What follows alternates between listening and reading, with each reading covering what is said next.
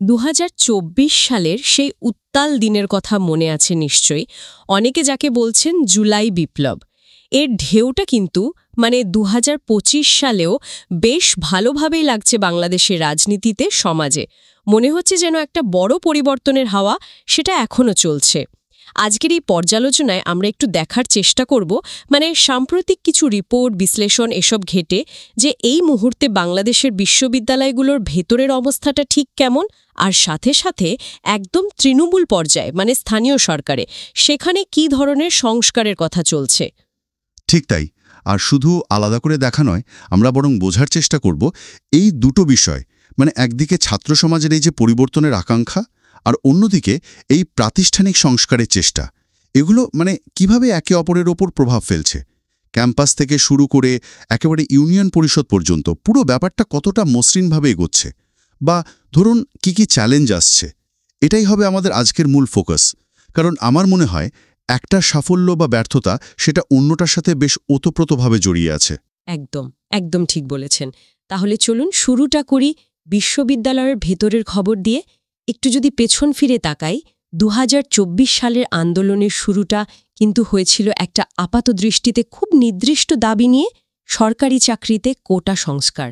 কিন্তু কি আশ্চর্য, তাই না, কত দ্রুত সেটা একটা দেশব্যাপী ছাত্র গণ অভ্যুত্থানে রূপ নিল।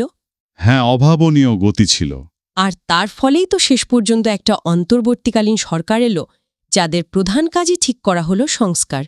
এই প্রেক্ষাপটটা মনে রাখা খুব জরুরি, কি বলেন? অবশ্যই জরুরি। আর এখানেই বোঝা যায় যে ২০২৫ সালেও বিশ্ববিদ্যালয়গুলো কেন এত গুরুত্বপূর্ণ আলোচনার কেন্দ্রে। শুধু এই কারণে নয় যে আন্দোলনটা ওখান থেকে শুরু হয়েছিল, বরং বিশ্ববিদ্যালয়গুলো এখনও একটা জীবন্ত প্রভাবক শক্তি হিসেবে কাজ করে চলেছে। কোটা ইস্যুটা সেটা তো আসলে একটা প্রতীক ছিল, হিমশৈলের চূড়া যাকে বলে। এর গভীরে ছিল আসলে ন্যায্যতা, মেধার মূল্যায়ন, আর হ্যাঁ, রাজনৈতিক প্রভাবমুক্ত একটা সুস্থ পরিবেশের জন্য তীব্র একটা আকাঙ্ক্ষা। এটা নিছক কোনো আইন বা নীতি নিয়ে দরকষাকষি ছিল না, বরং আমার মনে হয় এটা ছিল একটা পুরো প্রজন্মের জমে থাকা ক্ষোভ আর স্বপ্নের একটা বহিঃপ্রকাশ। খুবই সত্যি কথা। আর এই মুহূর্তে যদি আমরা বাস্তবতার দিকে তাকাই, বিশ্ববিদ্যালয়গুলো কিন্তু বেশ কিছু কঠিন সমস্যার মুখোমুখি, তাই না? এর মধ্যে একটা মারাত্মক সমস্যা হলো ওই যে দীর্ঘদিনের জমে থাকা সেশন জট, শিক্ষাবর্ষের অস্বাভাবিক দেরি হওয়াটা। যেমন ধরুন খুলনা প্রকৌশল ও প্রযুক্তি বিশ্ববিদ্যালয় কুয়েটের কথা। সেখানকার রিপোর্ট বলছে সেশন জট বেশ ভয়ানক আকার নিয়েছে। এর প্রভাব তো শুধু সময় নষ্ট হওয়া নয়, তাই না? না না, একেবারেই না। এর প্রভাব বহুমাত্রিক। শিক্ষার্থীদের শিক্ষাজীবন পিছিয়ে যাচ্ছে, তাদের মানসিক স্বাস্থ্যের ওপর একটা ভয়াবহ চাপ তৈরি হচ্ছে, আর অনেকের জন্য এটা তো বিরাট একটা আর্থিক বোঝাও বটে। আচ্ছা, এটা কি শুধু কুয়েটের সমস্যা, নাকি আরও অনেক বিশ্ববিদ্যালয়ে এই চিত্র? দেখুন, এটা বেশ ব্যাপক একটা চিত্র। হয়তো কুয়েটের মতো কিছু জায়গায় পরিস্থিতিটা একটু বেশি গুরুতর। সেশন জট আসলে শুধু ক্যালেন্ডারের সমস্যা নয়, এটা আমাদের পুরো শিক্ষা ব্যবস্থার ভেতরে থাকা নানা দুর্বলতার একটা লক্ষণ। যেমন ধরুন, শিক্ষক সংকট আছে, পর্যাপ্ত অবকাঠামো নেই, আবার কখনো কখনো রাজনৈতিক অস্থিরতার জন্য ক্লাস পরীক্ষা ঠিকমতো হয় না।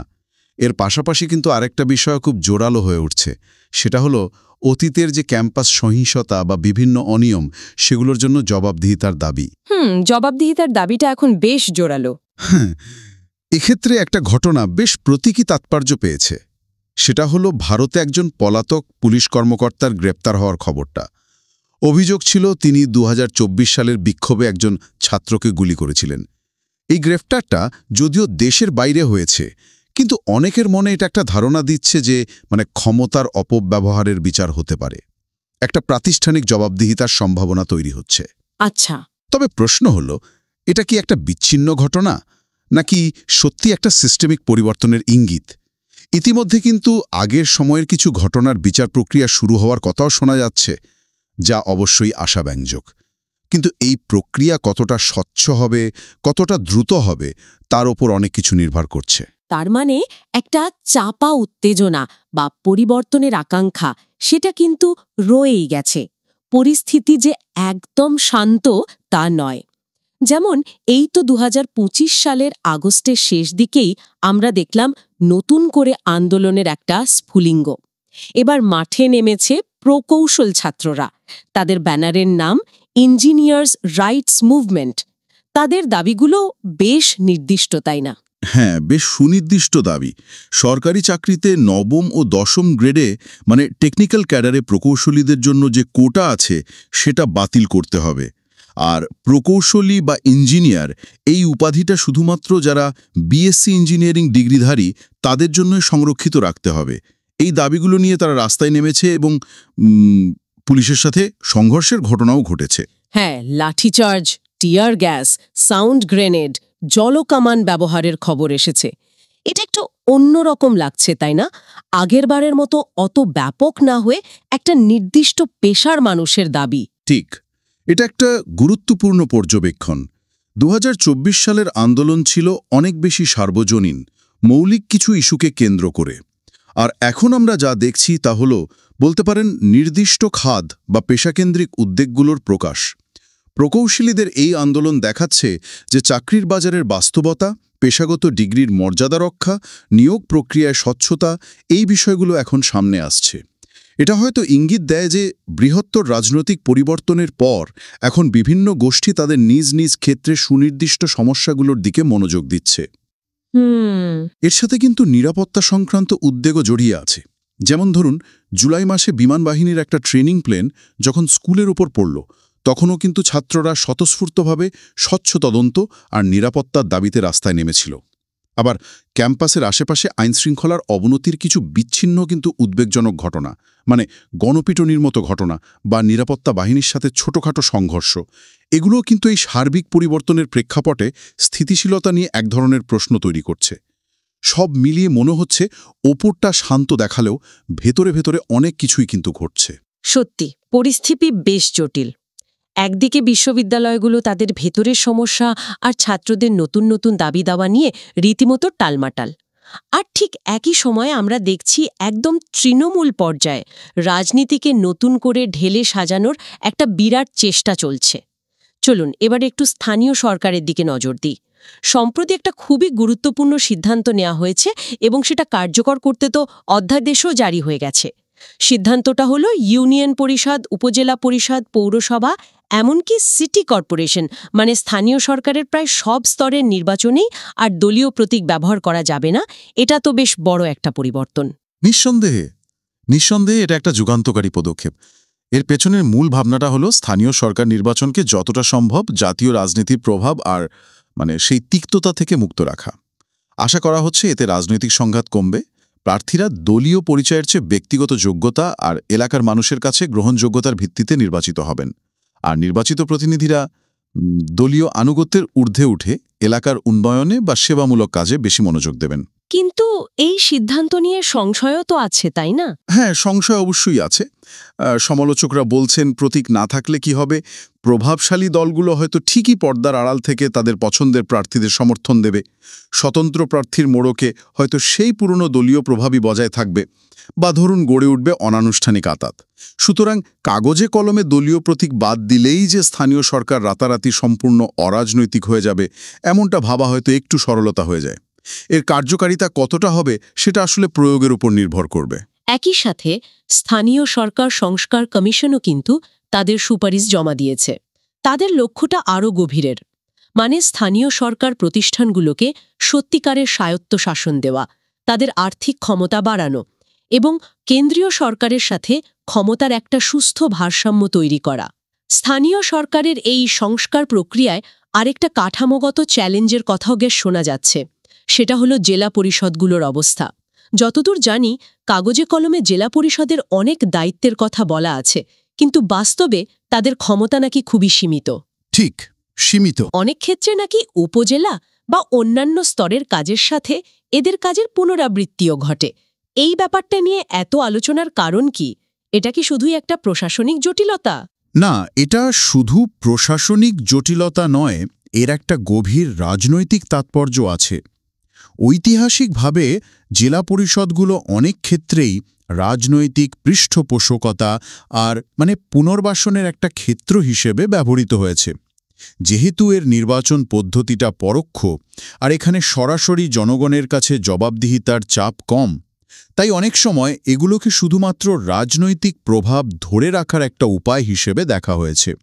যদি স্থানীয় সরকারকে সত্যি শক্তিশালী, কার্যকর এবং জনগণের কাছে দায়বদ্ধ করতে হয়, তাহলে প্রতিটি স্তরের ভূমিকা স্পষ্ট হতে হবে। কাজের পুনরাবৃত্তি বন্ধ করতে হবে আর অর্থ বরাদ্দের ক্ষেত্রে স্বচ্ছতা আনতে হবে। তাই জেলা পরিষদের ভবিষ্যৎ ভূমিকা কি হবে? একে কি আরও ক্ষমতা দিয়ে সক্রিয় করা হবে, নাকি এর কাঠামোতে পরিবর্তন আনা হবে, নাকি অন্য স্তরের সাথে একীভূত করা হবে? এই সিদ্ধান্তগুলো কিন্তু সামগ্রিক সংস্কারের সাফল্যের জন্য অত্যন্ত জরুরি।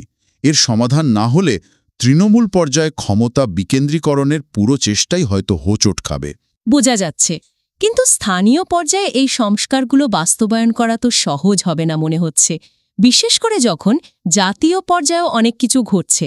যেমন শোনা যাচ্ছে জাতীয় নির্বাচনের আগেই এই নতুন নিয়মে স্থানীয় নির্বাচনগুলো করার একটা চাপ বা পরিকল্পনা আছে। এত দ্রুত কি এই পরিবর্তনগুলো কার্যকর করা সম্ভব? এটাই একটা বিরাট চ্যালেঞ্জ।